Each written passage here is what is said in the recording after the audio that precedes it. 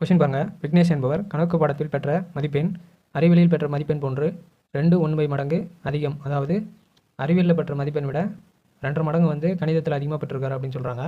அதுக்கடுத்து பாருங்கள், அவர் இரு பாடங்களிலும் சேர்த்து 140 மதிப்பெண்கள் பெற்றிருந்தால் கணிதத்தில் பெற்ற மதிப்பெண் எவ்வளவுன்னு கேட்டிருக்காங்க. அதாவது அறிவியல் வந்து 1 மார்க் எடுத்திருந்தான்னா கணக்கில் வந்து 2.5 மார்க் எடுத்திருப்பார் அப்படின்னு சொல்கிறாங்க.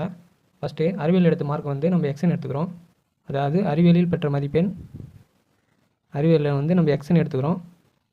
இப்போ கணக்குன்னு பார்த்தீங்கன்னா கணக்கில் பெற்ற மதிப்பெண் வந்து பார்த்திங்கன்னா, அதாவது அறிவியல் 1 மடங்குனா கணக்கில் வந்து 2.5 மடங்குன்ட்டாங்க. அப்போ 1/2 எக்ஸ் மதிப்பெண் பெற்றிருப்பார்.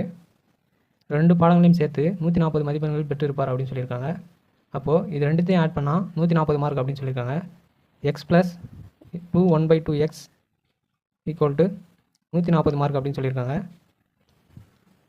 இது வந்து பார்த்திங்கன்னா கலப்பு பின்னத்தில் இருக்குது. இது வந்து பார்த்திங்கன்னா சாதா பின்னமாக மாற்றணும். எப்படின்னு பாருங்கள். 2 4 இது ரெண்டுத்தையும் பெருக்கி மேலே 1 கூட்டி கீழே 2 போடுவோம்.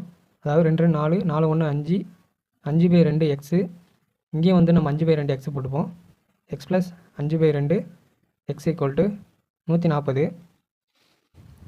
இதை சால்வ் பண்ணி போடுங்க. அதாவது 2 × எக்ஸு 2x ப்ளஸ் இங்கே வந்து 5x அப்படியே இருக்கும் /2 ஈக்குவல் டு 140ன்னு சொல்லிட்டாங்க. அதாவது 7x ஈக்குவல் டு ரெண்டுத்தையும் ஆட் பண்ணிங்கன்னா 7x. இந்த 2 வந்து அண்ணாண்ட போயிடும். அப்போது 140 × 2 வந்து 280. அப்போது எக்ஸ் மட்டும் இங்கே வச்சுக்கிட்டு 7 அண்ணாண்ட அடிச்சிடுங்க. 7 இது 7ஆம் பல்ல அடிச்சு பாருங்கள். 1 7 4 28. அதாவது அறிவியலில் வந்து ஒரு 40 மார்க் பெற்றிருக்கார் அப்படின்னு கண்டுபிடிச்சிட்டோம்.